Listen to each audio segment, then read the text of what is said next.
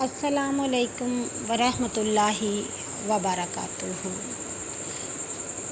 عرب میں بت پرستی عام تھی، مگر کچھ لوگ توحید کی روشنی کو اپنا چکے تھے۔ یہ نبی صلی اللہ علیہ وسلم کے اسلام کے پھیلانے کے ابتدائی دنوں کا واقعہ ہے۔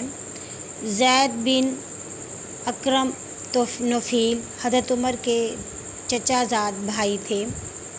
جب انہوں نے اعلان نبوت کو سنا تو انہوں نے اللہ کو ایک ماننے کا اعلان کیا، جس پر خطا بن نفی ان کو بہت تکلیفیں دینا شروع کر دیا۔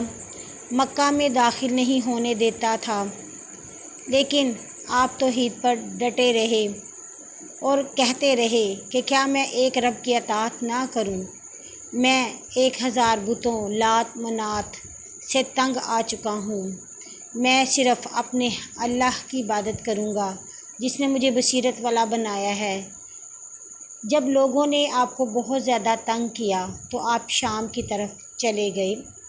وہاں پر آپ کو ایک یہودی عالم اور دین نصرانی کے کچھ عالم ملے۔ انہوں نے بھی آپ کو دین حنیف کے بارے میں بتایا، جیسا کہ حضرت جعفر نے کہا کہ حضرت ابراہیم علیہ السلام نہ یہودی تھے نہ نصرانی، بلکہ وہ دین حنیف پر تھے۔ زید بن عمر نفیل نے کہا، اے لوگو، میں تمہیں خبر دیتا ہوں کہ میں حضرت ابراہیم علیہ السلام کے دین پر ایمان لے آیا ہوں اور میں اب انہی کے دین پر چلوں گا۔ لوگوں نے ان کے ساتھ بہت دشمنی کرنا شروع کر دی۔ اس پر زید بن عمر بن نفیل جو تھے وہ مکہ سے چلے گئے۔ ایک مقام بلدہ کے مقام پر نبی صلی اللہ علیہ وسلم سے ملاقات ہوئی تو انہوں نے کھانا نبی صلی اللہ علیہ وسلم کے سامنے پیش کیا، مگر نبی صلی اللہ علیہ وسلم نے کھانے کی طرف ہاتھ نہ بڑھایا تو انہوں نے کہا کہ اللہ کے نام پر کھائیں، کیونکہ میں خود بتوں سے اور ان کے آستانے پر ذبح کیے گئے کھانوں سے متنفر ہوں۔ میں بھی وہی صرف کھاتا ہوں جس پر اللہ کا نام لے کر ذبح کیا گیا ہو۔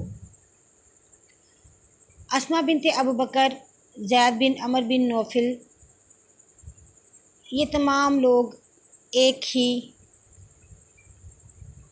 قافلے میں سوار ہو گئے اور یہ تمام دین ابراہیم پر چلنے لگے، کیونکہ نبی صلی اللہ علیہ وسلم کی زندگی شروع سے ہی صداقت پر مشتمل تھی۔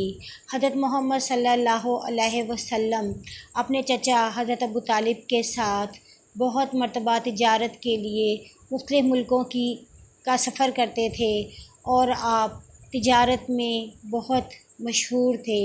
تو حضرت عبداللہ بن حمزہ کہتے ہیں کہ ایک مرتبہ حضرت محمد صلی اللہ علیہ وسلم سے کسی نے کچھ خریدا اور ان کو کہا کہ آپ ادھر رکیں، میں رقم لے کر آتا ہوں۔ 3 دن گزر گئے۔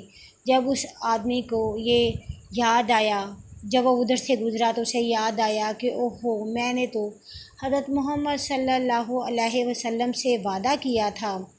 تو اس نے معذرت کی اور رقم ادا کی تو نبی صلی اللہ علیہ وسلم نے صرف اسے یہ کہا کہ تم کہاں چلے گئے تھے؟ میں تو یہاں تمہارا انتظار کرتا رہا ہوں۔ تمام لوگ آپ کو بہت اچھی طرح سے جانتے تھے، کیونکہ آپ نہایت شریف اور نہایت معزز انسان تھے۔ آپ نے اعلان نبوت سے پہلے بھی کبھی لوگوں کو تنگ نہ کیا تھا۔ آپ کی زندگی حیا والی تھی، چال چلن بہت نیک تھا، بہترین اخلاق کا نمونہ تھے۔ آپ بزرگوں کے ساتھ بھی بہت ادب سے بات کرتے تھے۔ آپ عزیزوں کے ساتھ بہت غمخواری اور دشمنوں کے ساتھ بھی نیک برتاؤ کرنے والے تھے، کم بولتے تھے، ہر ایک کے ساتھ خندہ پیشانی سے پیش آتے تھے، کبھی کسی بات میں جھوٹ نہیں بولتے تھے، کبھی بدکاری نہیں کی تھی، کبھی حرص اور طمع نہیں رکھا تھا، کبھی عشق بازی نہیں کی تھی۔ آپ تمام برائیوں سے پاک تھے۔ آپ مکہ کے چھوٹے بڑے تمام لوگ آپ کے اخلاق کی قسمیں کھاتے تھے۔ اسی لیے تو جب آپ نے اعلان نبوت کیا تو قریش نے یہ کہا کہ آپ جھوٹ نہیں بولتے، لیکن ہم اپنے آباء و اجداد کے راستے کو نہیں چھوڑ سکتے۔ آپ نے زمانہ جاہلیت میں بھی اپنی پاک دامنی کو نہیں چھوڑا تھا۔ آپ نے کلمہ شرک کبھی نہیں کیا تھا۔ آپ نے کبھی کسی بت کی پوجا نہیں کی تھی۔ اعلان نبوت کے بعد بھی لوگ آپ کے پاس اپنی امانتیں رکھواتے تھے۔ آپ کی سیرت اور آپ کی اخلاق اور آپ کی شرافت کی لوگ قسمیں دیتے تھے۔ سبحان اللہ۔